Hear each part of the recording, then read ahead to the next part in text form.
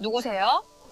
저는 순덕이에요. 6년 전 바다에서 사라져 장례까지 치렀던 아내가 강원도 시골 재래시장에서 호떡을 굽고 있었습니다. 낡은 패딩에 기름 묻은 앞치마 차림이었어요. 그녀 옆에는 5살 쌍둥이가 서 있었습니다. 혜주는 숨이 멎었어요. 저 얼굴, 저 목소리, 틀림없이 아내였습니다. 그런데 왜 남편을 알아보지 못하는 걸까요? 대체 그날 밤 요트 위에서 무슨 일이 있었던 걸까요? 사연 시작 전 구독과 좋아요 부탁드립니다. 지금 어디에서 듣고 계신지도 댓글로 남겨주세요.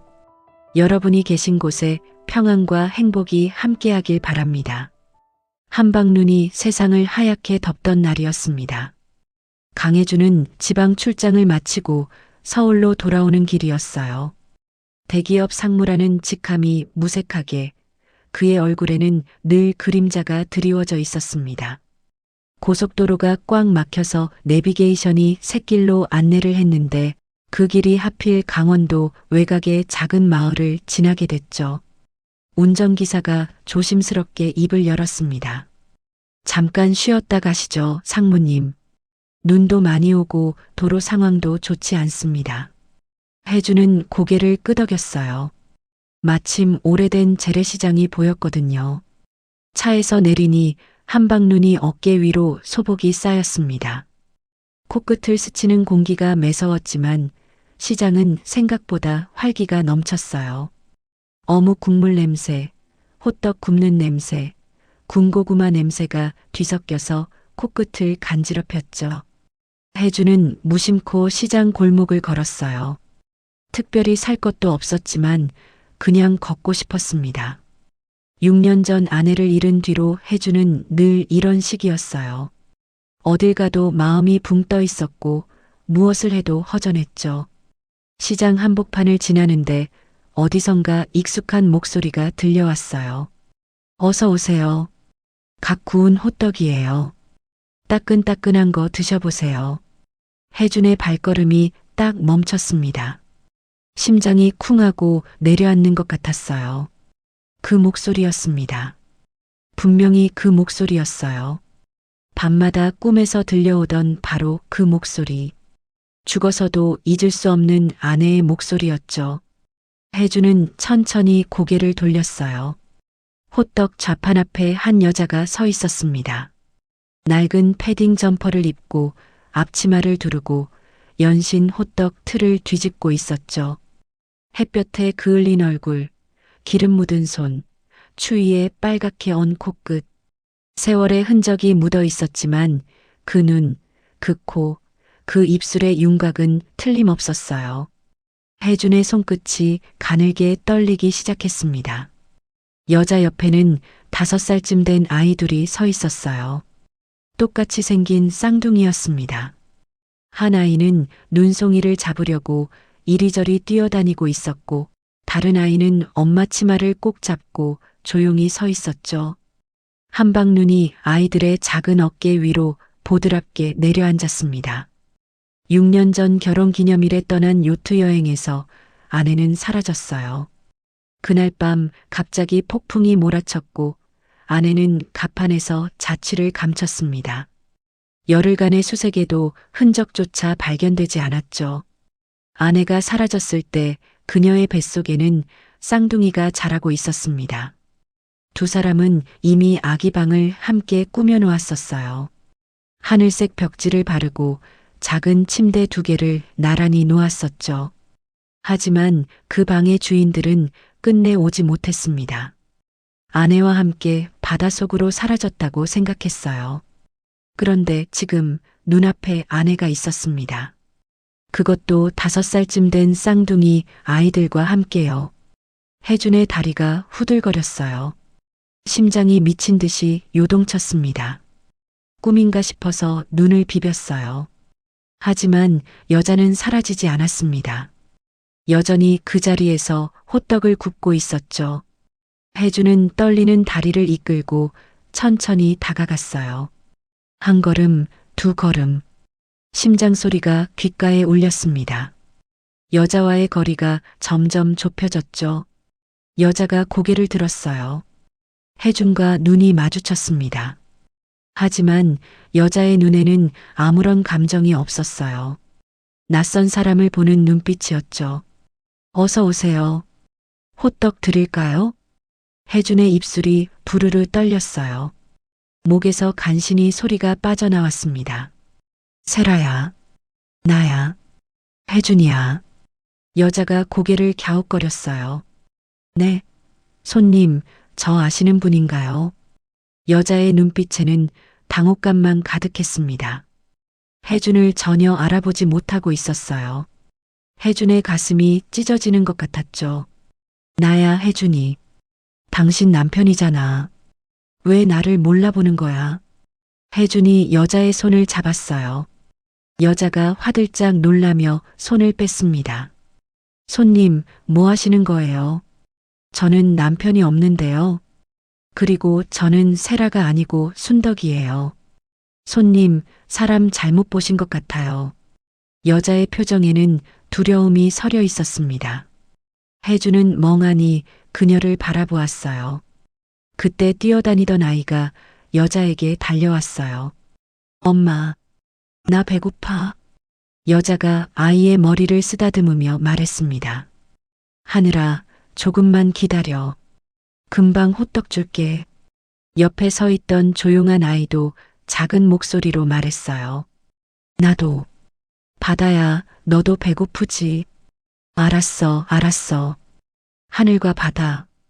혜주는 온몸이 굳어버렸어요. 그 이름들이었습니다. 6년 전 아내와 함께 지었던 이름들이었죠.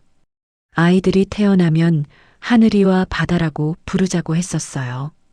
하늘처럼 높이 날고 바다처럼 넓은 마음을 가진 아이들이 되라고요. 우연이라고 하기에는 너무나 묘한 일치였습니다. 혜준의 머릿속이 복잡하게 돌아갔어요. 이게 어떻게 된 일인지, 아내가 왜 여기에 있는 건지, 왜 자신을 기억하지 못하는 건지, 저 아이들이 정말 자신의 아이들인지. 혜준은 입술을 깨물었습니다. 눈물이 멈추지 않았어요. 6년 동안 죽은 줄로만 알았던 아내가 눈앞에 있었습니다. 다른 이름으로 다른 곳에서 다른 삶을 살고 있었죠. 그리고 그녀 곁에는 5살 쌍둥이 아이들이 있었어요. 손님, 괜찮으세요? 왜 우세요? 여자가 걱정스러운 표정으로 물었어요. 혜주는 대답할 수 없었습니다. 목이 막혀서 말이 나오지 않았죠. 간신히 목소리를 짜냈어요. 저 호떡 하나 주세요. 여자가 고개를 끄덕이며 호떡을 봉투에 담았습니다. 여기요. 1,000원이에요. 혜주는 지갑에서 10,000원을 꺼내 건넸어요. 거스름돈은 됐습니다. 어머, 손님. 이거 너무 많은데요. 혜주는 대답하지 않고 돌아섰습니다. 몇 걸음 걷다가 멈췄어요. 뒤를 돌아보았습니다. 여자가 다시 호떡을 굽고 있었어요. 한방눈이 그녀의 어깨 위로 계속 내려앉았습니다. 두 아이가 엄마 곁에서 호떡이 익기를 기다리고 있었죠. 활발한 아이는 발을 동동 구르며 재촉했고, 조용한 아이는 엄마 손을 꼭 잡고 있었어요. 혜주는 주먹을 꽉 쥐었습니다. 가슴 깊은 곳에서 무언가가 불타오르기 시작했어요. 6년간 묻어두었던 감정이 한꺼번에 솟구쳐 올랐죠. 진실을 알아내야 했습니다. 그녀가 정말 아내가 맞는지, 맞다면 무슨 일이 있었는지, 왜 여기에 있는지, 그리고 저 아이들이 정말 자신의 아이들인지. 혜주는 반드시 밝혀낼 것이었어요. 혜주는 차에 올랐어요. 사이드 미러로 점점 멀어지는 시장을 바라보았죠. 여자의 모습이 하얀 눈 속으로 서서히 사라져갔어요. 하지만 혜주는 알고 있었습니다. 이건 끝이 아니라 시작이라는 것을요. 반드시 다시 올 것이었어요. 아내를 그리고 아이들을 되찾기 위해서요. 서울로 돌아오는 차 안에서 혜주는 한마디도 하지 않았어요. 창밖으로 쏟아지는 한방눈을 멍하니 바라보았습니다. 운전기사가 몇 번이나 말을 걸었지만 혜준의 귀에는 아무것도 들리지 않았죠. 고속도로 위로 쏟아지는 눈발이 헤드라이트 불빛에 부딪혀 하얗게 흩어졌어요. 그 풍경이 마치 6년 전 그날 밤 검은 바다 위로 쏟아지던 빗줄기와 겹쳐 보였습니다. 아무리 생각해도 아내였어요. 분명히 아내였습니다. 그 얼굴, 그 목소리, 그 눈빛. 6년 동안 매일 밤 꿈에서 만났던 사람이 눈앞에 서 있었어요. 살아 있었습니다. 죽은 줄로만 알았던 그녀가 살아서 호떡을 굽고 있었죠. 하지만 그녀는 혜준을 알아보지 못했어요. 남편이라고 말해도 고개를 갸웃거렸고 이름을 불러도 자신은 순덕이라고 했습니다. 완전히 다른 사람처럼 행동했죠. 그리고 그녀 곁에는 쌍둥이 아이들이 있었어요. 하늘이와 바다. 6년 전 아내와 함께 지었던 이름이었습니다. 우연의 일치라고 하기에는 너무나 기묘했죠. 혜준의 머릿속은 온통 물음표로 가득 찼어요. 아내는 어떻게 살아남은 걸까? 왜 강원도의 작은 시장에서 호떡을 팔고 있는 걸까? 왜 자신을 기억하지 못하는 걸까? 저 아이들은 정말 자신의 아이들일까? 서울 집에 도착한 것은 밤 11시가 넘어서였어요. 혜주는 현관문을 열고 불도 켜지 않은 채 거실로 들어섰습니다. 신발도 벗지 않고 소파에 털썩 주저앉았죠. 어둠 속에서 그는 오랫동안 움직이지 않았어요. 넓은 거실이 텅 비어 있었습니다. 6년 전까지만 해도 이 거실은 아내의 웃음소리로 가득했었어요. 아내가 좋아하던 재즈 음악이 흘러나왔고 주방에서는 요리하는 소리가 들렸었죠. 지금은 시계 초침 소리만 또각또각 울렸습니다. 벽에 걸린 결혼식 사진이 어둠 속에서도 희미하게 보였어요. 하얀 웨딩드레스를 입고 활짝 웃고 있는 아내. 오늘 시장에서 본 여자와 똑같은 얼굴이었습니다. 혜주는 주머니에서 호떡 봉투를 꺼냈어요. 이미 차갑게 식어버린 호떡이었죠. 기름이 종이봉투에 번져 있었고 달콤한 냄새는 이미 사라진 뒤였습니다. 하지만 버릴 수가 없었어요. 혜주는 그 봉투를 가슴에 꼭 안았습니다. 눈물이 흘러내렸어요. 소리 없이 울었습니다. 6년 동안 참아왔던 눈물이 한꺼번에 쏟아졌죠. 아내의 장례식에서도 빈관을 묻던 그날에도 아기 방문을 닫아 걸던 그날에도 울지 않았었어요. 울면 무너질 것 같아서 이를 악물고 버텼습니다. 그런데 오늘 한방눈 속에서 호떡을 굽는 아내를 보는 순간 그 모든 것이 무너져 내렸죠.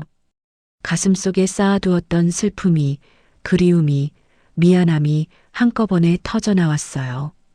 그날 밤 혜주는 잠을 이룰 수 없었습니다. 눈을 감으면 아내의 얼굴이 떠올랐어요. 새벽 3시에 혜주는 침대에서 일어났어요. 서재로 갔습니다. 책상 서랍에서 낡은 서류 봉투를 꺼냈죠. 6년 전 사고 당시의 기록들이었어요. 해경 수색 보고서, 익사 추정 사망 판정서, 장례식장 영수증. 혜주는 손이 떨리는 것도 모른 채 한 장 한 장 넘겨보았습니다. 수색 보고서에는 이렇게 적혀 있었어요. 사고 당일 밤 10시경 해운대 앞바다에서 요트가 폭풍을 만남. 탑승자 윤세라 실종. 열흘간 수색했으나 시신 미발견. 익사 추정. 혜주는 보고서를 내려놓았어요. 그날 밤의 기억이 선명하게 되살아났습니다. 결혼 3주년 기념 요트 여행이었죠. 아내는 임신 중이었어요. 그것도 쌍둥이를요. 두 사람은 너무 행복했습니다. 아기 방도 이미 꾸며놓았고 이름도 정해놓았어요. 하늘이와 바다. 하늘처럼 높이 날고 바다처럼 넓은 마음을 가진 아이들이 되라고 지은 이름이었죠. 요트 여행은 순조로웠어요. 별이 쏟아지는 밤하늘 아래서 두 사람은 미래를 이야기했습니다. 아내가 혜준의 어깨에 머리를 기대며 말했었어요. 아이들이 태어나면 이 요트를 타고 가족여행을 떠나자고요. 혜주는 아내의 손을 꼭 잡고 고개를 끄덕였었죠. 그때만 해도 세상에서 가장 행복한 밤이었습니다. 그런데 갑자기 폭풍이 몰아쳤어요. 하늘이 순식간에 검게 변했고 파도가 미친 듯이 요트를 흔들었습니다. 혜주는 아내를 선실로 보내고 조타실로 달려갔죠. 비바람이 얼굴을 후려쳤고 가판은 미끄러웠어요. 요트가 크게 흔들릴 때마다 혜주는 난간을 붙잡고 버텼습니다. 그때 비명소리가 들렸어요. 아내의 목소리였습니다. 혜준이 달려갔을 때 가판에는 아무도 없었어요. 아내는 사라지고 없었죠. 혜준은 미친 듯이 그녀의 이름을 불렀습니다. 검은 바다만 출렁이고 있었어요. 번개가 수면을 비출 때마다 하얀 포말만 보였을 뿐 아내의 모습은 어디에도 없었죠. 혜주는 그날 밤 무슨 일이 일어났는지 알 수 없었어요. 폭풍 때문에 아내가 바다에 빠진 것이라고만 생각했습니다. 사고였다고, 불운한 사고였다고 스스로를 위로하며 6년을 버텨왔죠. 하지만 지금은 달랐어요. 아내가 살아 있었습니다. 그것도 기억을 잃은 채로요. 단순한 사고라면 이렇게 될 수 있는 걸까? 혜준의 머릿속에 의문이 꼬리를 물었어요. 무언가 석연치 않았습니다. 퍼즐 조각이 맞지 않는 느낌이었죠. 혜준은 서류 봉투를 덮었어요. 손이 떨리고 있었습니다. 6년 전 그날 밤 정말 무슨 일이 있었던 걸까? 혹시 자신이 모르는 무언가가 있는 건 아닐까?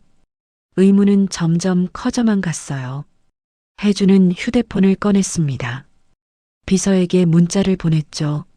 내일 아침 일찍 출근해. 급한 일이 생겼어. 새벽 5시 혜준은 회사로 향했어요. 아직 해도 뜨지 않은 시간이었습니다. 서울거리는 텅 비어 있었고 가로등 불빛만 쓸쓸하게 도로를 비추고 있었죠. 비서가 출근한 것은 아침 8시였어요. 혜준의 모습을 보고 깜짝 놀랐습니다. 상무님, 밤새 안 주무셨어요? 혜준은 대답 대신 종이 한 장을 내밀었어요. 강원도에 있는 이 시장. 거기서 호떡 파는 여자가 있어. 순덕이라는 이름으로 불려.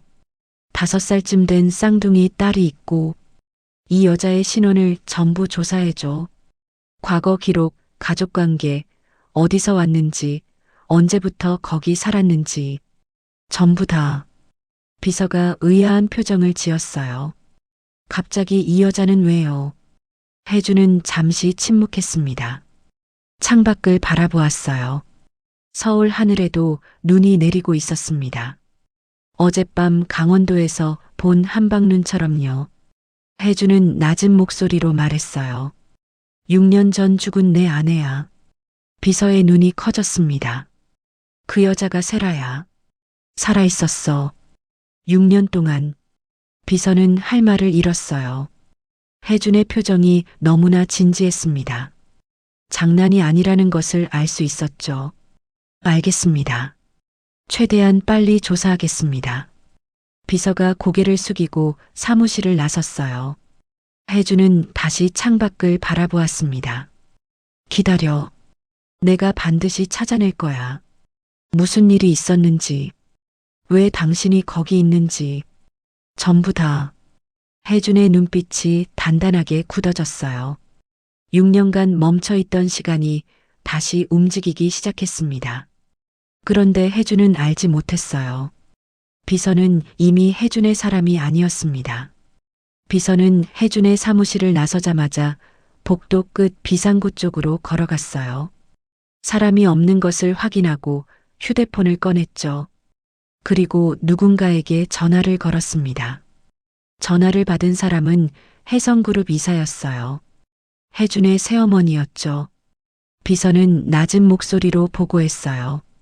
이사님, 상무님이 그 여자를 찾았습니다. 강원도 시장에서 호떡을 팔고 있었다고 합니다. 살아있었어요. 전화기 너머로 차가운 침묵이 흘렀습니다. 숨소리조차 들리지 않았어요. 길고 긴 정적이었죠. 마침내 새어머니의 목소리가 들려왔습니다. 낮고 서늘한 목소리였어요. 6년 전에 끝났어야 할 일이야. 이번에는 확실히 처리해. 전화가 끊어졌습니다. 비서는 휴대폰을 주머니에 넣고 아무 일도 없었다는 듯 복도를 되돌아갔어요. 그날 밤의 비밀이 다시 수면 위로 떠오르려 하고 있었습니다. 사흘 뒤 비서가 혜준의 사무실로 들어왔어요. 손에는 두꺼운 서류 봉투가 들려 있었습니다. 상무님, 조사 결과가 나왔습니다. 혜준은 자리에서 벌떡 일어났어요. 사흘 동안 제대로 먹지도 자지도 못했습니다. 오직 이 순간만을 기다려왔죠. 뭐가 나왔어? 비서가 서류를 책상 위에 올려놓았어요. 혜준은 떨리는 손으로 서류를 펼쳤습니다. 박순덕? 6년 전 강원도동의 인근 해역에서 어선에 구조되었습니다. 당시 심한 두부 손상으로 모든 기억을 잃은 상태였고요. 어선 선장 부부가 그녀를 거둬서 순덕이라는 이름을 지어줬다고 합니다. 혜준의 손이 멈췄어요.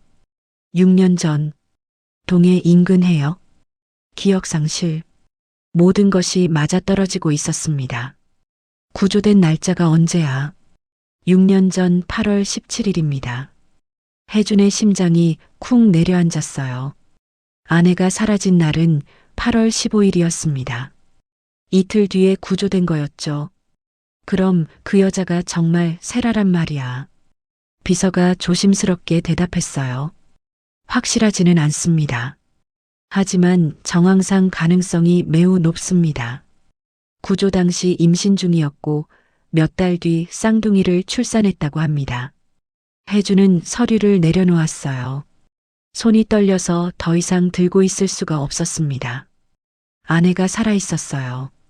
기억을 잃은 채 6년을 살아왔던 거였죠. 그리고 아이들까지 낳았습니다. 자신의 아이들을요. 혜준의 눈에서 눈물이 흘러내렸어요. 기쁨인지 슬픔인지 알 수 없는 감정이 파도처럼 밀려왔습니다. 6년 동안 죽은 줄 알았던 아내가 살아 있었어요. 하지만 그녀는 자신을 기억하지 못했죠. 가슴 한쪽이 뜨겁게 달아오르면서도 다른 한쪽은 차갑게 얼어붙는 것 같았습니다. 지금 어떻게 살고 있어? 비서가 서류를 한 장 넘겼어요. 시장 근처 단칸방에서 살고 있습니다. 호떡 장사로 생계를 유지하고 있고요. 형편이 좋지 않습니다. 겨울에는 난방비도 제대로 못 낸다고 합니다. 혜준의 가슴이 찢어지는 것 같았어요. 아내가 그렇게 힘들게 살고 있었다니요. 추운 겨울에 단칸방에서 아이들과 함께 호떡을 팔아서 겨우 입에 풀칠을 하고 있었습니다. 자신은 서울의 넓은 아파트에서 따뜻하게 지내면서 아내와 아이들은 찬바람이 숭숭 들어오는 방에서 서로를 껴안고 버텨왔던 거였죠. 내가 바로 가봐야겠어. 혜준이 자리에서 일어났어요.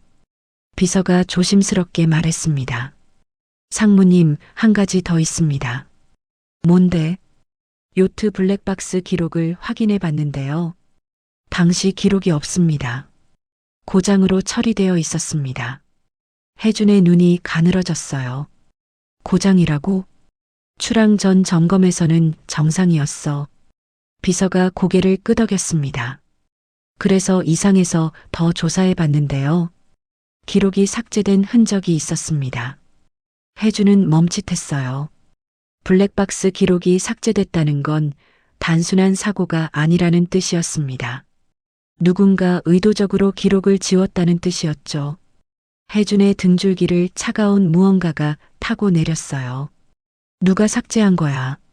아직 확인 중입니다. 좀 더 시간이 필요합니다. 혜준은 창밖을 바라보았어요. 머릿속이 복잡했습니다. 6년 전 그날 밤 정말 무슨 일이 있었던 걸까요? 아내는 왜 바다에 빠진 걸까요? 그리고 누가 블랙박스 기록을 삭제한 걸까요? 사고라고 믿어왔던 그날 밤이 전혀 다른 얼굴로 다가오고 있었습니다. 혜주는 코트를 집어들었어요. 지금 강원도 간다. 오늘 일정 전부 취소해. 알겠습니다. 비서가 고개를 숙였어요. 혜준이 사무실을 나서자 비서는 재빨리 휴대폰을 꺼냈습니다. 새어머니에게 전화를 걸었죠. 이사님, 상무님이 지금 강원도로 출발했습니다. 그 여자를 만나러 가는 것 같습니다. 전화기 너머로 새어머니의 차가운 목소리가 들려왔어요. 계속 보고해. 그리고 혹시 모르니까 사람을 보내도 그 여자가 무슨 말을 할지 모르니까. 알겠습니다. 비서는 전화를 끊었어요. 그의 얼굴에는 아무런 감정이 없었습니다. 혜주는 아무것도 모른 채 차에 올랐어요. 운전기사에게 강원도로 가자고 말했습니다. 차가 서울을 빠져나갔죠. 혜주는 창밖을 바라보며 생각에 잠겼어요. 아내를 만나면 뭐라고 말해야 할까? 당신이 내 아내라고, 기억을 되찾아야 한다고 말해야 할까? 아니면 그냥 옆에 있어주는 것부터 시작해야 할까? 혜주는 가슴이 답답했어요. 6년 만에 다시 만나는 아내. 하지만 그녀는 자신을 기억하지 못했습니다. 어떻게 해야 할지 알 수 없었죠. 3시간 뒤 강원도의 그 작은 마을에 도착했어요. 며칠 전 내렸던 눈이 아직 녹지 않아서 온 세상이 하얗게 덮여 있었습니다. 혜주는 차에서 내렸어요.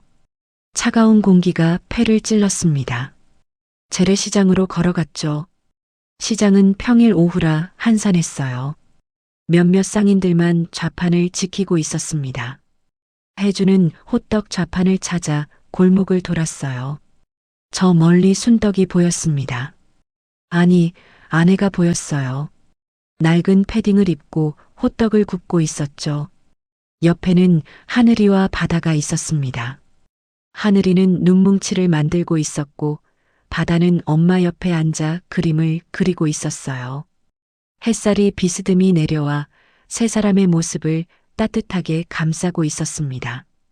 혜주는 발걸음을 멈췄어요. 가슴이 터질 것 같았습니다. 저 사람이 자신의 아내였어요. 저 아이들이 자신의 아이들이었죠. 6년 동안 그들 없이 살아왔습니다. 죽은 줄 알았으니까요. 하지만 그들은 살아 있었어요. 이렇게 가까운 곳에서요. 혜주는 천천히 다가갔어요. 아내가 고개를 들었습니다. 혜준을 보더니 눈을 동그랗게 떴죠. 어머, 손님.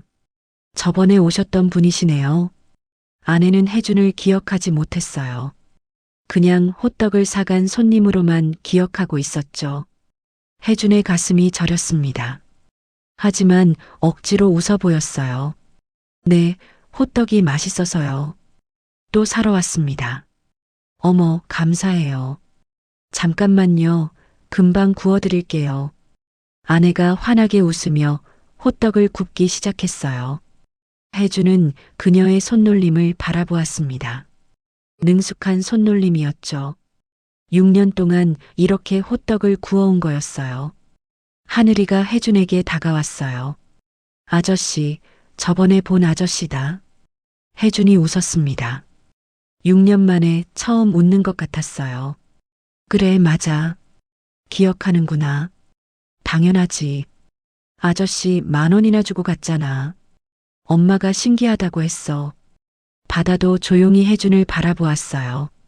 수줍은 듯 고개를 숙이더니 작은 목소리로 인사했습니다. 안녕하세요. 혜준의 눈에 눈물이 맺혔어요. 이 아이들이 자신의 아이들이었습니다. 6년 동안 얼굴도 모르고 살았던 자신의 피부치였죠. 코끝이 시큰해지고 목이 메어왔어요. 혜주는 눈물을 삼키며 대답했습니다. 그래, 안녕. 그때 혜주는 알지 못했어요. 시장 어딘가에서 누군가 자신을 지켜보고 있다는 것을요. 그 남자는 혜준과 아내를 번갈아 보며 전화기를 꺼냈어요. 둘이 만났습니다. 어떻게 할까요? 전화기 너머로 새어머니의 차가운 목소리가 들려왔습니다. 일단 지켜봐. 그리고 그 여자가 기억을 되찾을 것 같으면 바로 알려. 그날 이후로 혜주는 매일 강원도로 내려갔어요. 서울에서 3시간이 걸리는 거리였지만 상관없었습니다. 아내를 보는 것만으로도 충분했죠. 혜주는 양복 대신 평범한 옷을 입기 시작했어요. 캐주얼한 셔츠에 청바지 차림으로 시장을 찾았습니다. 고급 정장을 입고 다니면 너무 눈에 띄었거든요. 아내에게 부담을 주고 싶지 않았어요. 어서 오세요. 오늘도 오셨네요. 아내가 환하게 웃으며 혜준을 맞았어요. 며칠째 매일 오는 손님이 신기한 듯 했죠. 네, 호떡이 너무 맛있어서요. 3개 주세요. 3개나요? 많이 드시네요. 혜준이 웃었어요. 사실 호떡은 혼자 다 먹는 게 아니었습니다. 하나는 자기가 먹고 나머지 2개는 아이들에게 주려고 샀죠. 하늘아, 바다야. 호떡 하나씩 먹어. 하늘이가 신나서 달려왔어요. 아저씨, 고마워요. 바다도 조용히 다가와서 고개를 숙였습니다. 감사합니다. 혜주는 아이들을 바라보았어요. 하늘이는 활발하고 말이 많았습니다. 아내를 닮은 것 같았죠. 바다는 조용하고 내성적이었어요.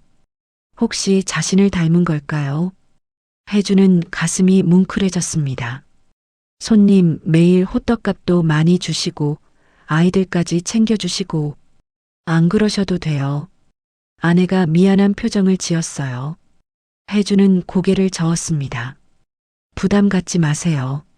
저도 그냥 이 시장이 좋아서 오는 거예요. 이 시장이요? 특별한 것도 없는데. 아내가 고개를 갸웃거렸어요.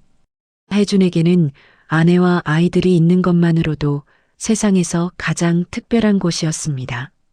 하지만 그 말은 하지 못했죠. 그냥 여기 분위기가 좋아요. 사람 냄새가 나서요. 아내가 빙그레 웃었어요. 손님, 참 이상한 분이시네요. 혜준도 따라 웃었습니다. 맞아요. 6년 동안 죽은 줄 알았던 아내를 매일 보러 오는 사람이니까요. 이상하지 않을 수가 없었죠. 그날 이후로 혜주는 단순히 호떡만 사는 게 아니라 이것저것 도움을 주기 시작했어요. 좌판 정리를 도왔고 무거운 짐을 옮겨주었습니다. 아내가 장사하는 동안 아이들을 봐주기도 했죠. 하늘이와 종이 비행기를 접어서 날리기도 하고 바다에게는 작은 그림책을 읽어주기도 했어요. 아이들의 웃음소리를 들을 때마다 혜준의 가슴에 따뜻한 무언가가 차올랐습니다. 어느 날은 혜준이 아이들에게 작은 선물을 가져왔어요.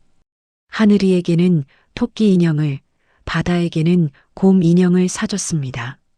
와, 토끼다. 아저씨, 고마워요. 하늘이가 인형을 안고 뛰어다녔어요. 바다도 곰 인형을 꼭 안으며 작은 목소리로 말했죠. 고맙습니다. 아이가 고개를 숙이며 수줍게 웃는 모습에 혜준은 코끝이 찡해졌어요. 아내가 혜준에게 다가왔어요. 손님, 이런 거 사주시면 안 돼요. 부담스러워요. 아이들이 좋아하잖아요. 그냥 받으세요. 그래도 아내의 눈에 눈물이 맺혔어요. 혜준은 당황했습니다. 왜 그래요? 제가 뭘 잘못했나요? 아니에요. 그냥 아이들한테 이렇게 잘해주시니까. 고마워서요. 아이들 아빠도 없는데 이렇게 신경 써주시는 분이 있으니까. 아내가 눈물을 훔쳤어요. 혜준의 가슴이 찢어지는 것 같았습니다. 아빠가 바로 여기 있어요. 당신 옆에 서 있어요. 하지만 그 말을 할 수가 없었죠. 목구멍까지 올라온 말을 억지로 삼켰어요. 울지 마세요. 앞으로도 자주 올게요. 아이들 보러요. 아내가 고개를 끄덕였어요. 그날부터 아내는 혜준에게 조금씩 마음을 열기 시작했습니다. 저녁이 되면 혜준은 아내와 아이들을 집까지 바래다 줬어요. 시장에서 멀지 않은 곳에 작은 단칸방이 있었습니다. 낡은 건물이었죠. 벽에는 금이 가 있었고 창문에는 신문지가 붙어 있었어요. 외풍을 막으려고 문틈에는 수건이 끼워져 있었습니다. 보일러가 돌아가는 소리도 약했죠. 여기가 집이에요. 네. 작지만 그래도 따뜻해요. 아내가 쑥스럽게 웃었어요. 혜주는 가슴이 아팠습니다. 아내가 이런 곳에서 살고 있었다니. 6년 동안 힘들게 살아왔다니요. 자신은 넓고 따뜻한 아파트에서 매일 밤 아내의 사진만 바라보고 있었는데 아내는 찬바람 드는 단칸방에서 두 아이를 키우며 하루하루를 견뎌온 거였어요. 오늘도 와주셔서 고마워요, 손님. 손님 말고 혜준이라고 불러요. 강혜준이요. 혜준 씨. 네. 편하게 불러요. 아내가 웃었어요. 그럼 저도 그냥 순덕이라고 불러주세요. 혜준의 심장이 아렸습니다. 순덕이 아니라 세라라고 부르고 싶었어요. 하지만 아직은 때가 아니었죠. 알겠어요. 순덕 씨. 그날 밤 혜준은 서울로 돌아오는 차 안에서 생각에 잠겼어요. 아내의 기억을 어떻게 되찾게 할 수 있을까? 무작정 과거를 말해봤자 혼란만 줄 것 같았습니다. 천천히, 아주 천천히 다가가야 했어요. 며칠 뒤 혜주는 시장에서 이상한 광경을 목격했어요. 아내의 좌판 앞에 낯선 남자가 서 있었습니다. 양복을 입은 남자였죠. 시장에 어울리지 않는 차림이었어요. 깔끔하게 다림질된 코트에 광이 나는 구두를 신고 있었습니다. 손님, 뭘 도와드릴까요? 아내가 물었어요. 남자는 대답 없이 아내를 빤히 바라보았습니다. 아내가 불안한 표정을 지었죠. 저기 뭐 필요하신 거 있으세요? 남자가 피식 웃었어요. 아니, 그냥 구경 중이야. 남자가 돌아섰습니다. 혜주는 그 남자를 놓치지 않았어요. 빠른 걸음으로 따라갔죠. 남자가 시장 골목을 빠져나가 주차된 차에 올라탔습니다. 혜주는 차 번호판을 외웠어요. 뭔가 이상했습니다. 결과가 나오기까지 하루가 걸렸어요. 차량 소유주는 혜성그룹 소속 직원이었습니다. 혜준의 얼굴이 굳어졌어요. 혜성그룹이라고요. 자신의 회사 사람이 왜 여기까지 와서 아내를 감시하고 있는 걸까요? 혜준의 머릿속에서 경고음이 울렸습니다. 6년 전 그날 밤의 진실이 생각보다 훨씬 가까운 곳에 숨어 있는 것 같았어요. 의문을 품기 시작한 혜주는 두 가지를 동시에 진행하기로 했어요. 하나는 아내의 기억을 되찾게 하는 것이었고, 다른 하나는 6년 전 그날 밤의 진실을 파헤치는 것이었습니다. 혜주는 비서에게 전화를 걸었어요. 요트 블랙박스 기록 삭제건 조사는 어떻게 됐어? 아직 진행 중입니다. 좀 더 시간이 필요합니다. 빨리 해. 그리고 하나 더 알아봐. 6년 전 사고 당시 요트 정비를 맡았던 사람이 누군지. 알겠습니다. 혜주는 전화를 끊었어요. 뭔가 이상했습니다. 비서의 목소리가 평소와 달랐어요. 긴장한 것 같기도 하고 뭔가 숨기는 것 같기도 했죠. 하지만 지금은 그보다 아내가 더 중요했어요. 다시 강원도로 향했습니다. 시장에 도착하니 아내가 평소처럼 호떡을 굽고 있었어요. 하지만 표정이 어두웠습니다. 뭔가 힘든 일이 있는 것 같았죠. 순떡 씨, 무슨 일 있어요? 혜준이 물었어요. 아내가 억지로 웃었습니다. 아니에요. 괜찮아요. 괜찮지 않은 얼굴인데요. 아내가 한숨을 쉬었어요. 어젯밤에 이상한 꿈을 꿨어요. 자주 꾸는 꿈인데 어젯밤에는 유독 생생했어요. 어떤 꿈인데요? 바다 꿈이에요. 검은 바다. 파도가 치고 누군가 제 이름을 부르는데 목소리가 안 들려요.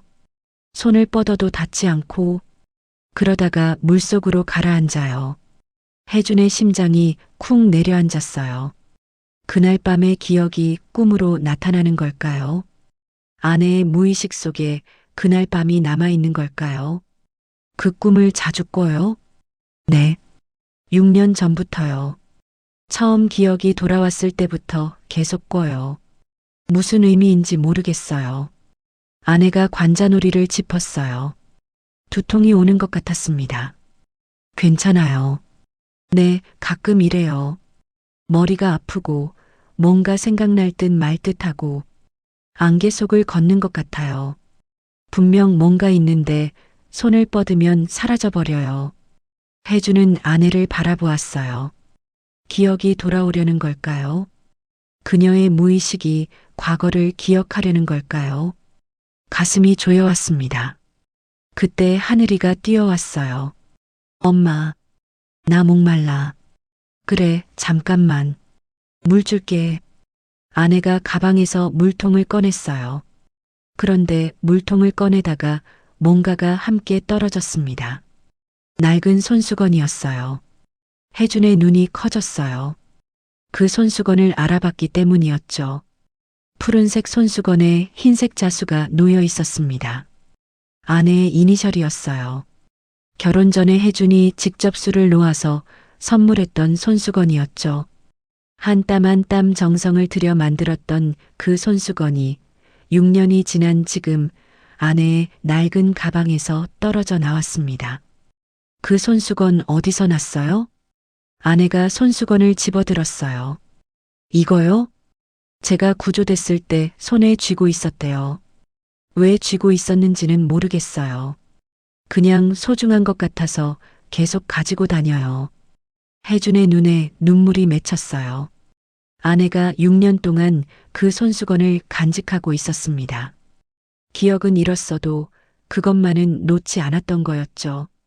혜주는 주머니에서 지갑을 꺼냈어요. 지갑 안에는 똑같은 손수건이 들어 있었습니다. 아내가 혜준에게 선물했던 것이었죠. 혜준도 6년 동안 그것을 간직해 왔어요.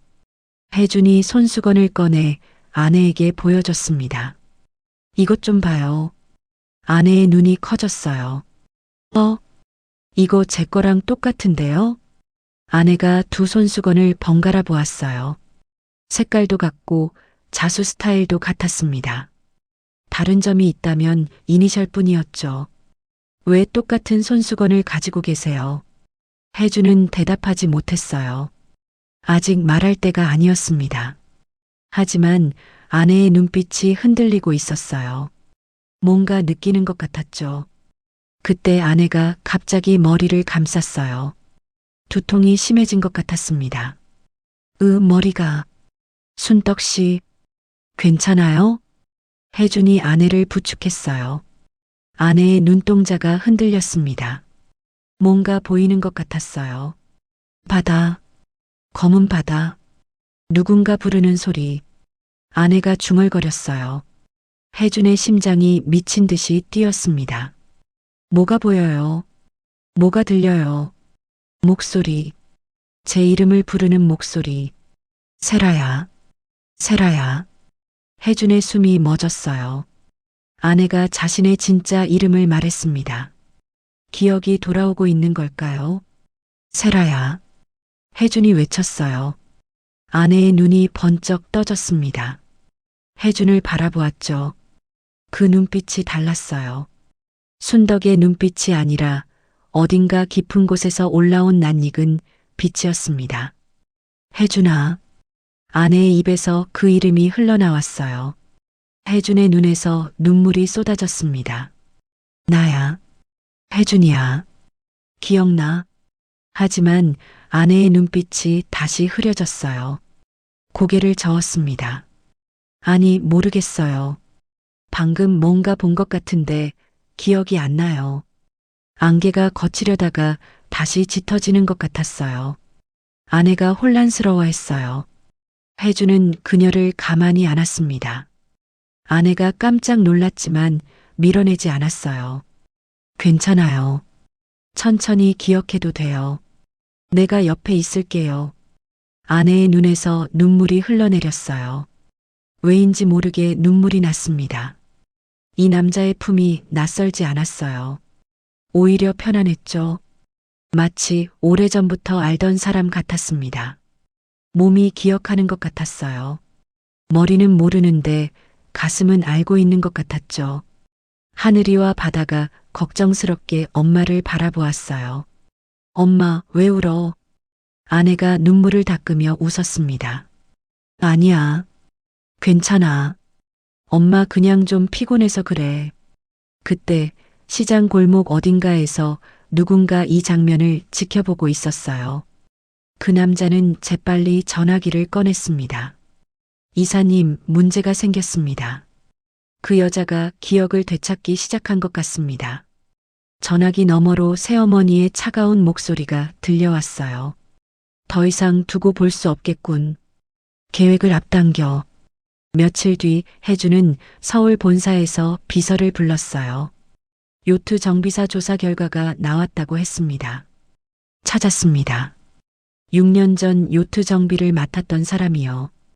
김만수라는 사람인데 지금은 인천에서 살고 있습니다. 주소 알아? 네, 여기 있습니다. 비서가 종이를 건넸어요. 혜주는 주소를 확인하고 바로 일어섰습니다. 지금 바로 간다. 제가 같이 갈까요? 아니, 혼자 갈게. 넌 다른 일 봐. 혜주는 사무실을 나섰어요. 비서는 혜준이 사라지자마자 휴대폰을 꺼냈습니다. 새어머니에게 전화를 걸었죠. 이사님, 상무님이 정비사를 찾아 출발했습니다. 전화기 너머로 짧은 침묵이 흘렀어요. 입은 확실히 막아놨겠지. 네. 걱정 안 하셔도 됩니다. 이미 새어머니가 비서를 통해 손을 쓴 뒤였죠. 혜주는 그런 사실도 모른 채 인천으로 향했어요. 2시간 뒤 낡은 아파트 단지에 도착했습니다. 오래된 건물이었죠. 페인트가 벗겨지고 계단에는 먼지가 쌓여 있었어요. 혜주는 호수를 확인하고 초인종을 눌렀어요. 아무 대답이 없었습니다. 다시 눌렀죠. 그래도 대답이 없었어요. 혜준이 문을 두드리려는 순간 문이 삐걱 열렸습니다. 잠겨 있지 않았어요. 혜준은 조심스럽게 안으로 들어갔습니다. 거실이 어수선했어요. 의자가 넘어져 있었고 서랍이 열려 있었죠. 누군가 급하게 물건을 뒤진 흔적이었습니다. 김만수 씨, 혜준이 불렀어요. 대답이 없었습니다. 거실을 지나 안방으로 갔죠. 침대 옆 바닥에 남자가 쓰러져 있었어요. 정비사였습니다. 혜준이 달려가 남자를 일으켰어요. 김만수 씨, 괜찮아요? 정비사가 신음하며 눈을 떴어요. 겁에 질린 눈빛이었습니다. 누구세요? 강혜준입니다. 6년 전 요트 사고 건으로 왔어요. 무슨 일이에요? 누가 이런 짓을 한 거예요? 정비사의 얼굴이 새하얗게 질렸어요. 그 사람들이 조금 전에 왔어요. 입 다물라고, 아무것도 모른다고 하라고. 누가요? 누가 그랬어요? 모르겠어요. 처음 보는 사람들이었어요. 그냥 입 다물라고만. 정비사가 부들부들 떨었어요. 혜주는 주위를 둘러보았습니다. 그 사람들이 얼마 전에 다녀간 것 같았어요. 혜주는 정비사를 소파에 앉혔습니다. 물을 한 잔 떠다 줬죠. 진정하세요. 제가 보호해 드릴게요. 정비사가 고개를 저었어요. 안 돼요. 말 못해요. 가족이 있어요. 혜주는 정비사의 눈을 똑바로 바라보았어요. 그날 밤 제 아내가 사라졌어요. 6년 동안 죽은 줄 알았어요. 근데 살아 있었어요. 기억을 잃은 채로요. 진실을 알아야 해요. 제발 도와주세요. 정비사의 눈에 눈물이 맺혔어요. 한참을 망설이다가 떨리는 목소리로 말했습니다. 저도 몰랐어요. 그렇게 될 줄은. 저는 그냥 돈만 받고 시키는 대로 했어요. 누가 시켰어요? 전화로만 연락했어요. 직접 만난 적은 없어요. 근데 명함을 봤어요. 그 사람이 두고 간 명함을요. 무슨 명함이요? 정비사가 혜준을 바라보았어요. 겁에 질린 눈빛이었지만 동시에 오래 짊어져 온 죄책감도 보였습니다. 혜성그룹이었어요. 혜준의 숨이 멎었어요. 혜성그룹. 자신의 회사였습니다. 혜성그룹 누구요? 이름은 문정란이었어요. 혜준의 머릿속이 하얗게 변했어요. 새어머니였습니다. 그리고 그날 밤 요트에 다른 사람을 태우라고 했어요. 다른 사람이요? 네. 저는 시키는 대로만 했어요. 무슨 일인지 몰랐어요.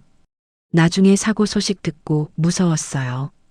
6년 동안 입 다물고 살았어요. 정비사가 울기 시작했어요. 저 때문에 누가 다칠 뻔한 거잖아요.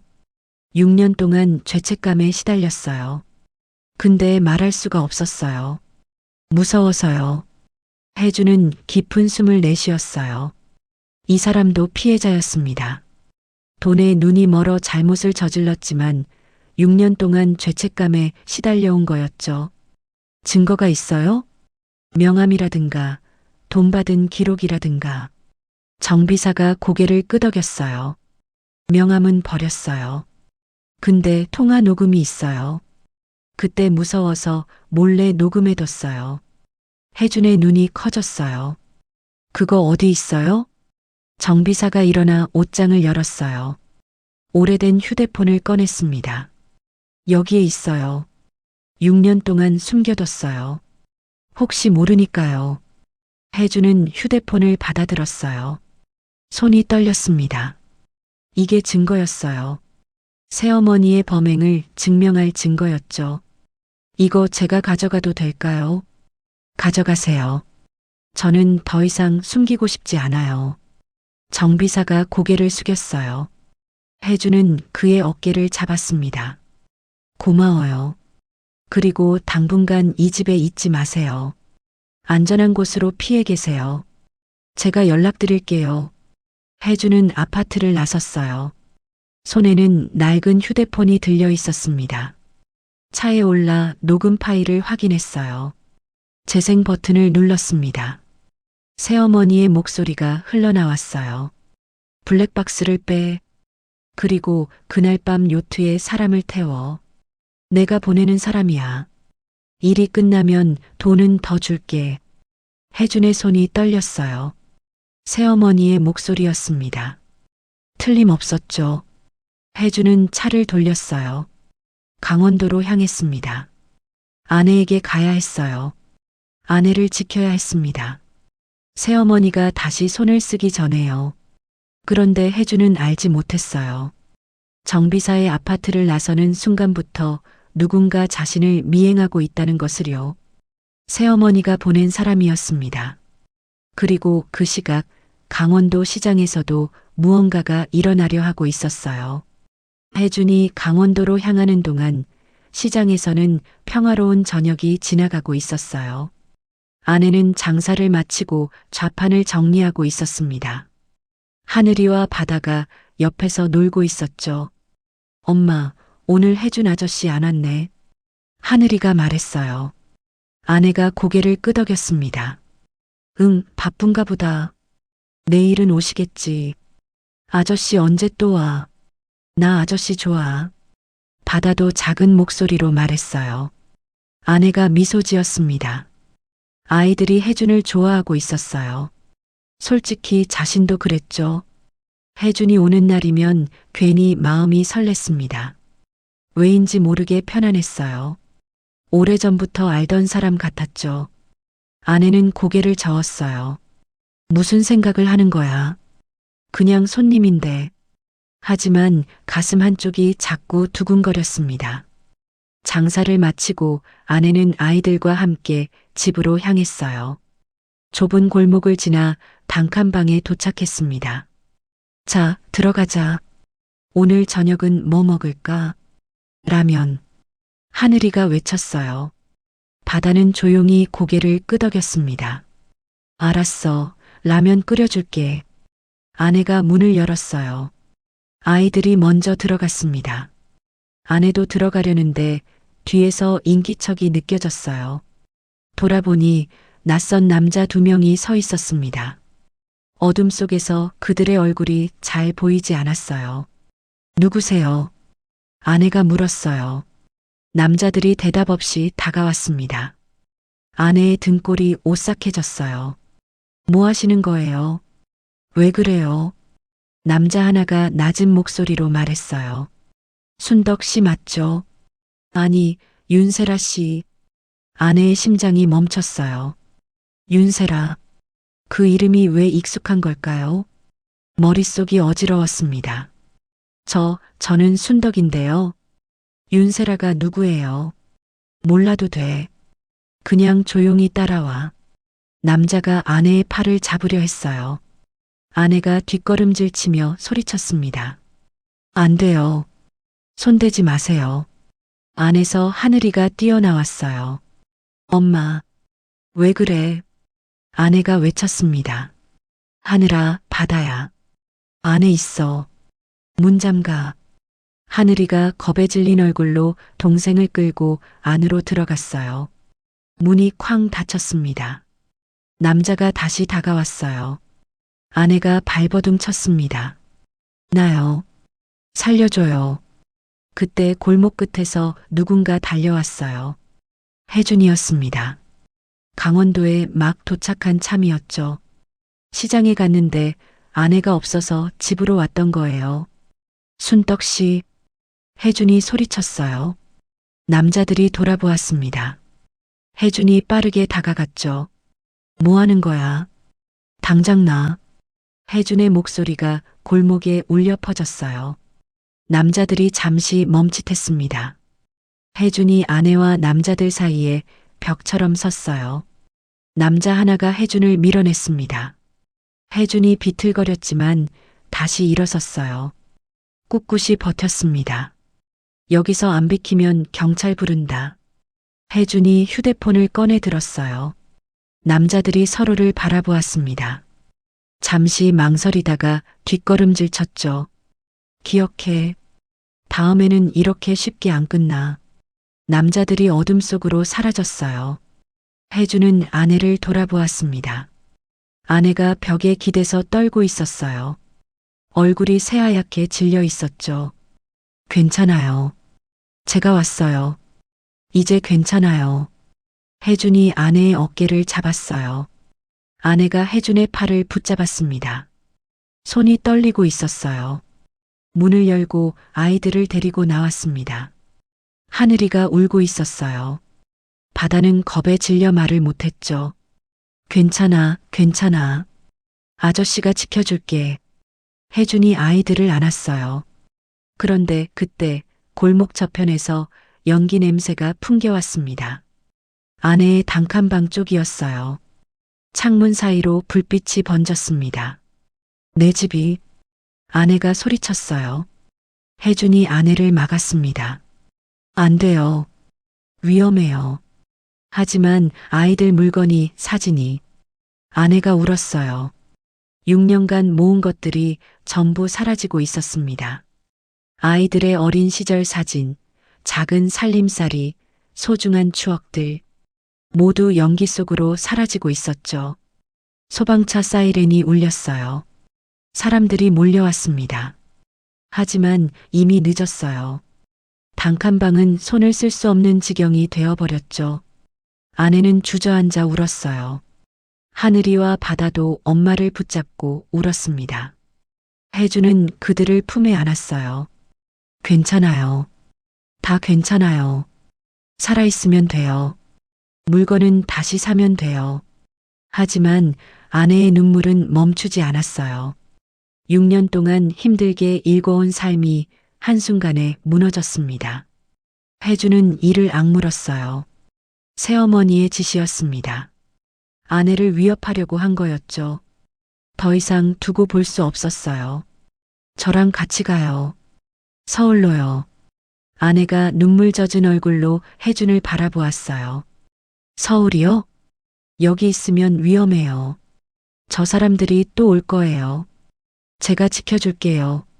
아내는 망설였어요. 갑자기 서울로 가자니 두려웠습니다. 하지만 아이들을 보았죠. 겁에 질려 떨고 있는 하늘이와 바다. 더 이상 위험에 노출시킬 수 없었어요. 왜 저한테 이렇게까지 해주시는 거예요? 아내가 물었어요. 혜주는 대답하지 못했습니다. 아직 말할 때가 아니었어요. 하지만 아내의 눈을 바라보며 말했죠. 나중에 다 말해줄게요. 지금은 그냥 저를 믿어주세요. 아내는 혜준의 눈을 바라보았어요. 며칠 전에 처음 만난 사람이었습니다. 하지만 이상하게 믿음이 갔어요. 이 사람이라면 괜찮을 것 같았죠. 알겠어요. 따라갈게요. 혜주는 아내와 아이들을 차에 태웠어요. 서울로 향했습니다. 하늘이가 작은 목소리로 물었어요. 아저씨, 우리 어디 가는 거야? 안전한 곳으로 가는 거야. 아저씨가 지켜줄게. 바다가 혜준의 손을 잡았어요. 작은 손이 떨리고 있었습니다. 혜준은 그 손을 꼭 쥐어주었죠. 괜찮아. 다 괜찮아질 거야. 아내는 창밖을 바라보았어요. 눈물이 말랐습니다. 두려웠지만 동시에 이상한 안도감이 들었어요. 혜준의 옆에 있으니 괜찮을 것 같았습니다. 서울의 불빛이 점점 가까워졌어요. 새로운 싸움이 시작되려 하고 있었습니다. 서울에 도착한 것은 새벽 2시가 넘어서였어요. 혜주는 아내와 아이들을 자신의 아파트로 데려갔습니다. 강남의 넓은 아파트였죠. 아내는 거실을 둘러보았어요. 입이 떡 벌어졌습니다. 평생 이런 곳에 와본 적이 없었거든요. 여기가 혜준 씨 집이에요? 네. 일단 여기서 지내요. 안전하니까요. 하늘이와 바다는 이미 지쳐서 잠들어 있었어요. 혜준이 아이들을 안아서 침실로 옮겼습니다. 부드러운 침대에 눕히고 이불을 덮어주었죠. 작은 얼굴에 아직 눈물 자국이 남아 있었어요. 혜준은 아이들의 이마를 조심스럽게 쓸어주었습니다. 아내는 거실에 서서 여전히 얼떨떨해 했어요. 혜준이 다가왔습니다. 피곤하시죠? 저쪽 방 쓰세요. 혜준 씨, 잠깐만요. 아내가 혜준을 불렀어요. 혜준이 멈췄습니다. 왜 저한테 이렇게까지 하시는 거예요? 우리 만난 지 얼마 안 됐잖아요. 근데 집까지 태워주시고 위험한 사람들한테서 구해주시고 이해가 안 돼요. 혜준은 아내를 바라보았어요. 아내의 눈빛이 너무나 간절했습니다. 더 이상 피할 수 없었어요. 알겠어요. 앉아요. 두 사람이 소파에 앉았어요. 혜준이 천천히 입을 열었습니다. 순떡 씨, 아니, 당신의 진짜 이름은 윤세라예요. 아내의 눈이 커졌어요. 윤세라요? 네. 당신은 6년 전 바다에서 사라졌어요. 죽은 줄 알았어요. 장례식까지 치렀어요. 아내의 손이 떨리기 시작했어요. 그게 무슨 말이에요? 당신은 내 아내였어요. 우리는 결혼한 사이였어요. 6년 전 결혼 기념일에 요트 여행을 갔어요. 그날 밤 폭풍이 몰아쳤고 당신은 갑판에서 사라졌어요. 나는 당신이 바다에 빠져 죽은 줄 알았어요. 아내의 얼굴이 새하얗게 질렸어요. 믿을 수 없다는 표정이었습니다. 그럴 리가 없어요. 저는 순덕이에요. 윤세라, 내 아내. 그게 바로 당신이에요.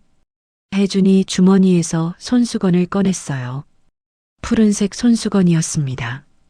아내의 것과 똑같은 손수건이었죠. 이거 기억나요? 결혼 전에 우리가 서로 선물했던 거예요.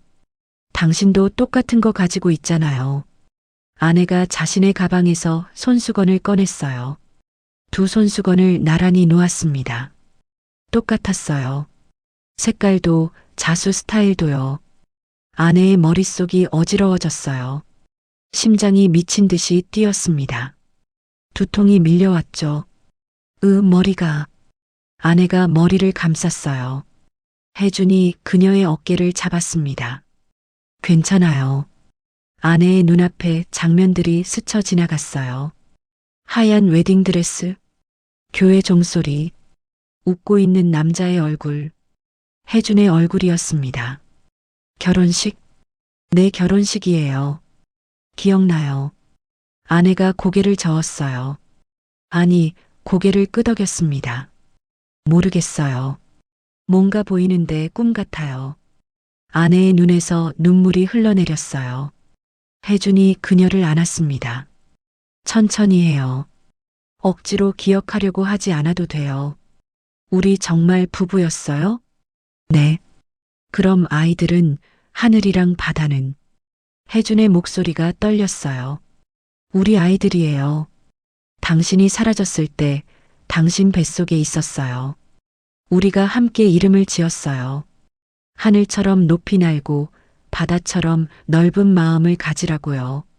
아내의 눈에서 눈물이 폭포처럼 쏟아졌어요. 기억은 완전히 돌아오지 않았지만 가슴이 알고 있었습니다. 이 남자가 자신의 남편이라는 것을요. 저 아이들이 자신의 아이들이라는 것을요. 머리는 기억하지 못해도 심장은 이미 알고 있었어요. 왜 나한테 이런 일이 생긴 거예요? 누군가 당신을 바다에 밀었어요. 사고가 아니었어요. 아내가 숨을 멈췄어요. 누가요? 내 새어머니예요. 당신이 회사 비자금을 발견했기 때문이에요. 아내의 머릿속에서 뭔가가 번쩍였어요. 장부, 숫자들, 누군가의 차가운 눈빛. 장부, 이상한 장부를 봤어요. 숫자가 안 맞았어요. 누군가한테 말하려고 했어요. 기억나요. 조금씩 떠올라요. 아내가 머리를 감쌌어요. 두통이 심해졌습니다. 하지만 동시에 기억의 조각들이 맞춰지고 있었어요. 그날 밤 요트 위에서 누가 뒤에서 밀었어요. 검은 바다로 떨어졌어요. 누군가 제 이름을 불렀어요. 세라야, 세라야. 혜준의 눈에서 눈물이 흘러내렸어요. 내가 불렀어요. 미친 듯이 당신 이름을 불렀어요. 하지만 찾을 수 없었어요. 아내가 혜준의 얼굴을 바라보았어요. 눈물 젖은 얼굴이었습니다. 그 얼굴이 기억 속 얼굴과 겹쳤어요. 혜준아. 아내의 입에서 그 이름이 흘러나왔어요. 순덕이 아닌 세라의 목소리였습니다. 혜준이 아내를 끌어안았어요. 돌아왔어. 세라야. 드디어 돌아왔어. 두 사람은 오랫동안 울었어요. 6년간의 슬픔이 한꺼번에 쏟아져 나왔습니다. 그때 침실에서 작은 발소리가 들렸어요.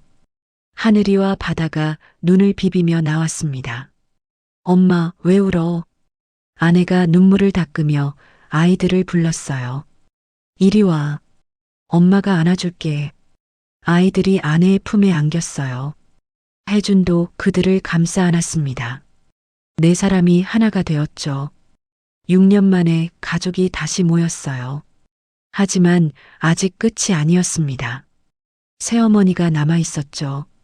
혜준은 마음을 다잡았어요. 싸움은 이제부터였습니다. 다음 날 아침 혜준은 일찍 일어났어요. 아내와 아이들은 아직 자고 있었습니다. 혜준은 조용히 서재로 갔어요. 정비사에게서 받은 낡은 휴대폰을 꺼냈습니다. 녹음 파일을 다시 들었어요. 새어머니의 목소리가 선명하게 들렸습니다. 블랙박스를 빼. 그리고 그날 밤 요트에 사람을 태워. 내가 보내는 사람이야. 일이 끝나면 돈은 더 줄게. 혜주는 주먹을 꽉 쥐었어요. 이 녹음만으로는 부족했습니다. 비자금 장부가 필요했어요. 아내가 발견했다는 그 장부 말이죠. 혜주는 아내를 깨웠어요. 아내가 눈을 떴습니다. 어젯밤 많이 울어서 눈이 부어 있었죠. 세라야, 물어볼 게 있어. 뭔데요? 6년 전에 회사에서 이상한 장부를 발견했다고 했잖아. 그거 어디에 뒀어? 혹시 기억나? 아내가 눈을 감았어요. 기억을 더듬었습니다. 머릿속이 안개 낀 것처럼 흐릿했죠. 하지만 조금씩 뭔가가 떠올랐어요. 복사했어요. 장부를 복사해서 어딘가에 숨겼어요. 어디에? 아내가 집중했어요. 두통이 밀려왔지만 참았습니다. 요트 선실이에요. 구명조끼 안에 숨겼어요. 혹시 모르니까요. 혜준의 눈이 커졌어요. 요트가 아직 있어. 부산 해운대 창고에 보관되어 있어. 6년 동안 그대로 뒀어. 그럼 아직 거기 있을 수도 있어요. 혜준이 일어섰어요. 아내가 그의 손을 잡았습니다. 같이 갈게요. 안 돼. 위험해. 아니요. 저도 가야 해요. 제가 숨긴 거예요. 제가 찾아야 해요. 아내의 눈빛이 단호했어요. 혜주는 잠시 망설이다가 고개를 끄덕였습니다. 아이들은 오래 함께 일한 운전기사에게 맡겼어요. 비서와 달리 믿을 수 있는 사람이었죠. 아이들은 걱정 마세요. 제가 잘 돌볼게요. 혜준과 아내는 부산으로 향했어요. 3시간 뒤 해운대 인근 요트 창고에 도착했습니다. 오래된 창고였죠. 먼지가 쌓여 있었고 거미줄이 쳐져 있었어요. 혜준의 요트가 창고 안에 있었습니다. 6년 동안 방치된 채로요. 녹이 슬고 페인트가 벗겨져 있었어요. 아내는 요트를 바라보았어요. 머릿속에서 기억의 파편들이 스쳐 지나갔습니다. 별빛 아래 갑판, 혜준의 손, 행복했던 밤, 그리고 갑자기 몰아친 폭풍, 누군가의 손이 등을 밀었어요. 검은 바다로 떨어졌죠. 차갑고 깊은 어둠이 온몸을 삼켰습니다. 아내의 다리가 후들거렸어요. 혜준이 그녀를 부축했습니다. 괜찮아? 내가요. 두 사람이 요트에 올랐어요. 삐걱거리는 소리가 났습니다. 선실로 들어갔죠. 6년 전 그대로였어요. 먼지만 쌓여 있었습니다. 아내가 구명조끼 보관함을 열었어요. 낡은 구명조끼들이 쌓여 있었습니다. 하나하나 꺼내서 확인했죠. 이거야. 아내가 구명조끼 하나를 들었어요. 안감을 뜯었습니다. 안에서 저장장치 하나와 서류 뭉치가 나왔어요. 찾았어. 혜준이 서류를 펼쳤어요. 비자금 내역이었습니다. 수백억 원의 자금 흐름 기록, 새어머니의 서명이 찍힌 문서들, 해외 비밀 계좌 번호까지 적혀 있었죠. 이거면 충분해. 새어머니를 끝장낼 수 있어. 혜준의 눈빛이 차갑게 빛났어요. 아내가 그의 손을 잡았습니다. 혜준 씨. 아니 여보. 혜준이 아내를 바라보았어요. 아내가 웃었습니다. 6년 만에 처음으로 아내로서 그를 불렀죠. 같이 끝내요. 그 여자가 한 짓 반드시 대가를 치르게 해요. 혜준이 고개를 끄덕였어요. 두 사람은 요트를 나섰습니다. 서울로 돌아가는 길 혜준은 전화를 걸었어요. 검찰에 아는 사람이 있었습니다. 대학 동기였죠. 민호야, 나 혜준이야. 급한 건이 있어. 만나서 얘기하자. 서울에 도착한 것은 저녁 무렵이었어요. 혜준은 검찰청 앞에서 대학 동기를 만났습니다. 부장검사였죠. 혜준이 자료를 건넸어요. 비자금 장부, 통화 녹음, 증인 진술서, 모든 것이 담겨 있었습니다. 동기가 자료를 확인했어요. 눈이 점점 커졌습니다. 이거 대단한 건이네. 혜성그룹 이사가 횡령의 살인미수까지. 내 아내야. 6년 전에 죽일 뻔했어. 이번에 확실히 끝내고 싶어. 동기가 고개를 끄덕였어요. 알겠어. 내가 직접 수사 지휘할게. 내일 긴급 체포영장 청구한다. 고마워. 혜주는 검찰청을 나섰어요.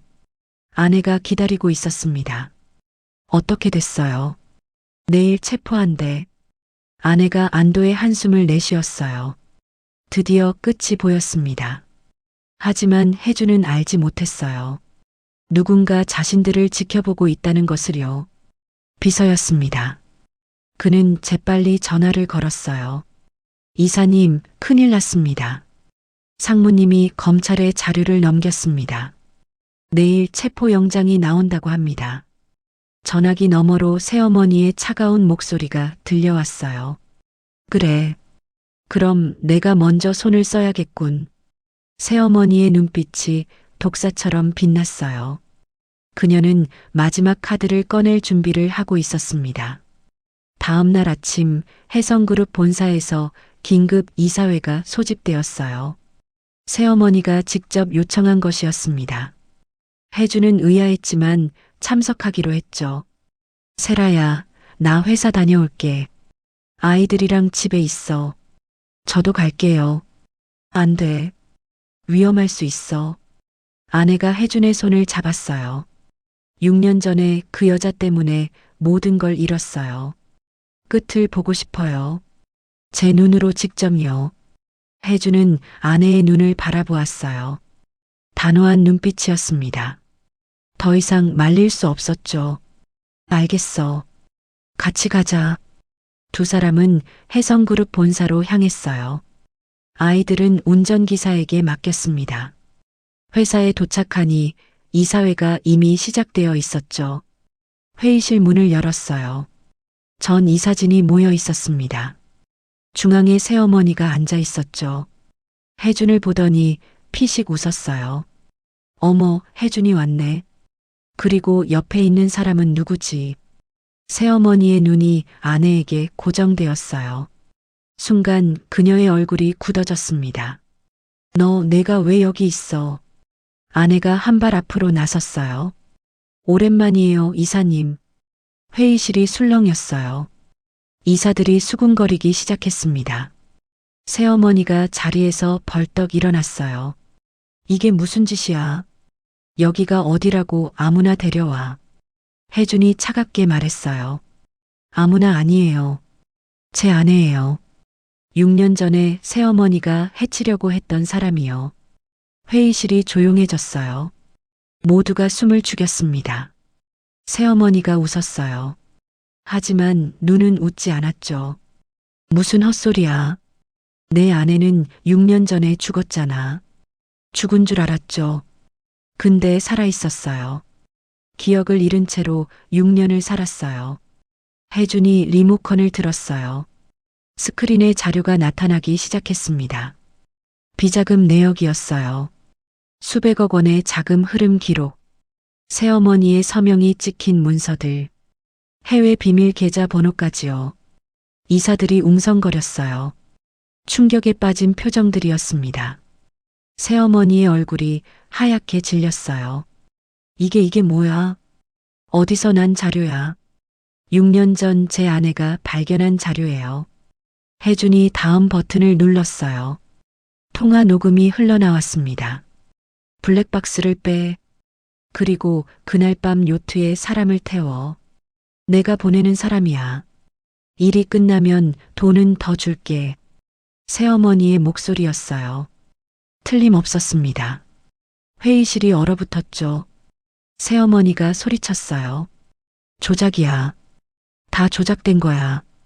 조작이 아니에요. 증인도 있어요. 혜준이 말했어요. 회의실 문이 열렸습니다. 정비사가 들어왔죠. 떨리는 다리로 걸어왔어요. 이 사람은 6년 전 요트 정비를 맡았던 사람이에요. 새어머니의 지시를 직접 받은 사람이죠. 정비사가 고개를 숙였어요. 죄송합니다. 저는 돈에 눈이 멀어서 시키는 대로 했습니다. 블랙박스를 빼고 그날 밤 요트에 사람을 태웠습니다. 문정란 이사님의 지시였습니다. 회의실이 난리가 났어요. 이사들이 새어머니를 노려보았습니다. 새어머니가 뒷걸음질 쳤어요. 거짓말이야. 다 거짓말이야. 그때 회의실 문이 다시 열렸어요. 검찰 수사관들이 들어왔습니다. 선두에 혜준의 대학 동기가 서 있었죠. 문정란 이사님, 횡령, 증거인멸 혐의로 긴급 체포합니다. 수사관들이 새어머니에게 다가갔어요. 그녀가 뒷걸음질 쳤습니다. 안 돼. 나한테 이럴 수 없어. 새어머니가 아내를 노려보았어요. 눈에서 불이 났습니다. 내가 그날 밤 사라졌어야 했어. 왜 돌아온 거야? 아내가 담담하게 대답했어요. 근데 안 사라졌잖아요. 저도 제 아이들도요. 새어머니가 끌려나갔어요. 저항했지만 소용없었습니다. 회의실 문이 닫혔죠. 조용해졌어요. 혜준이 아내를 바라보았습니다. 아내의 눈에 눈물이 고여 있었어요. 끝났어. 응, 끝났어. 6년이나 걸렸네. 미안해. 더 빨리 찾았어야 했는데. 아내가 고개를 저었어요. 아니야.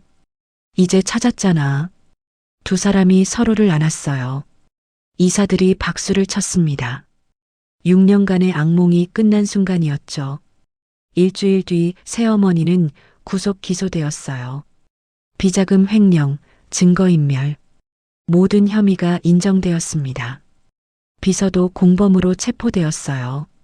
그는 모든 것을 자백했습니다. 새어머니의 지시로 혜준을 감시하고 정보를 넘겼다고요. 혜준의 아버지는 충격을 받았어요.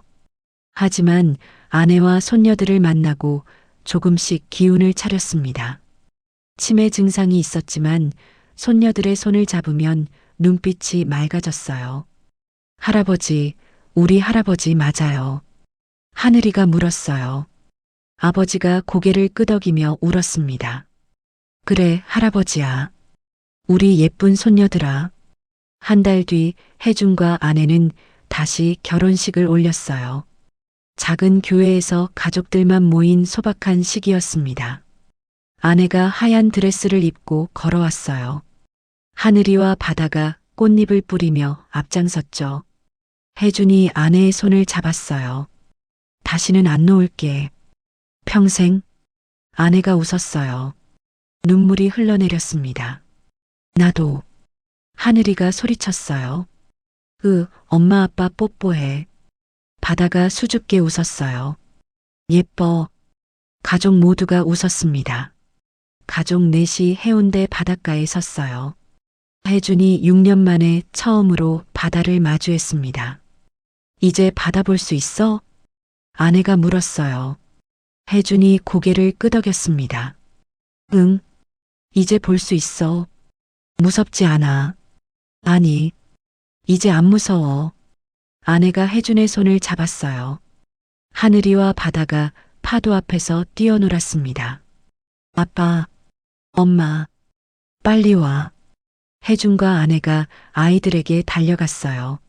네 사람이 파도를 맞으며 웃었습니다. 바다가 반짝였어요. 햇살이 따뜻했습니다.